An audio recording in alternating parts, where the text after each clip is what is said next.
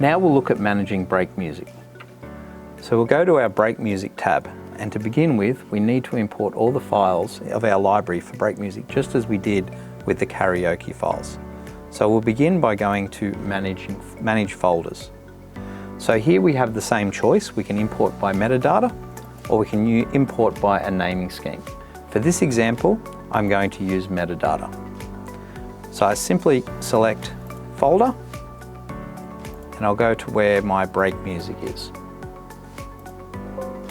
So it's imported the tracks in two different folders. So I've separated it into vocals and non-vocals. Now that we have that library accessible to us, we'll click on Library Songs. On the right here, you'll see that we have our music queue. We can create multiple playlists that we can use at different venues. We will have a default playlist, but we can add to that. So I'll start off with the default. Now to begin with, I can search for different songs to put in there, but I'm just going to press space to list all the songs we have.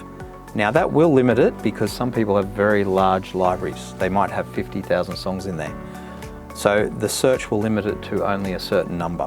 If I want to see all the results, I can click All Results, and you can see I now have a lot more in there. So for our default queue, I'm just going to give an example and pick the top 5 tracks there, and I'm going to add it to the current queue. So my current queue is the default.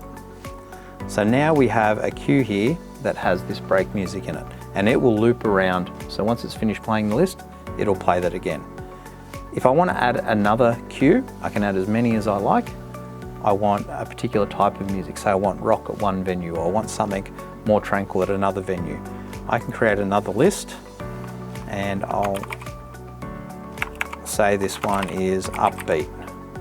So I type in upbeat, add a new list, so now I've got upbeat or my default. So I'm going to select the upbeat, and I'm just going to put in a few other random songs in here. Okay, so now I've got a different set for the upbeat, so I can have multiple queues, as many as I like. I'll just clear that search. Now to go through some of these pieces here, start playing music on application startup. So it does as it says. When you start Songboss, it'll immediately start playing. I like to leave that unticked because I like to start it myself.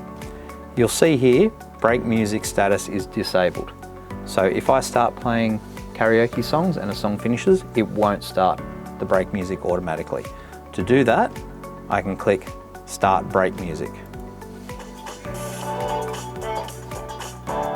So I'll just lower the volume on that, and you can see it's active.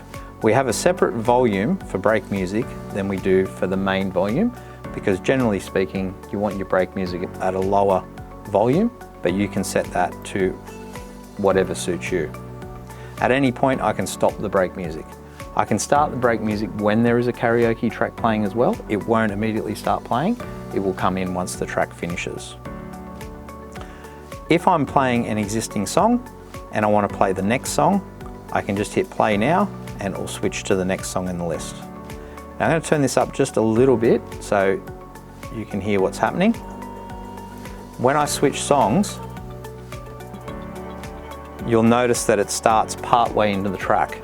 This is what we call continual music mode, so that you don't have that break at the end of a song or at the start of a song. So you don't have any of that, that empty time where there's no music. So you have that continual music. If I'm DJing or I have a big break where I'm just going to be playing music, often KJs like to play the entire song, in which case I can untick that and it will start right at the beginning of the song. And the same thing with the end of the song. With continuous mode, it'll cut off early to ensure that there's music playing all the time. I can change my tracks on the fly, but it won't convert over until the current track finishes. So if I play now, then I'll start using that new version as well.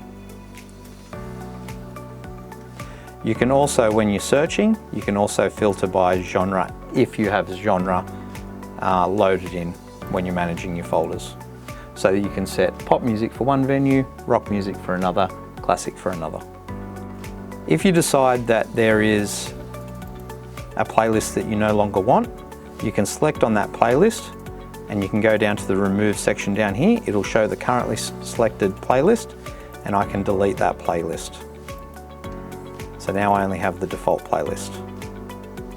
I can move songs around. I can move them up by one, down by one.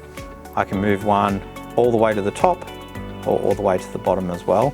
And I also have a randomize function where I can just randomly mix them up.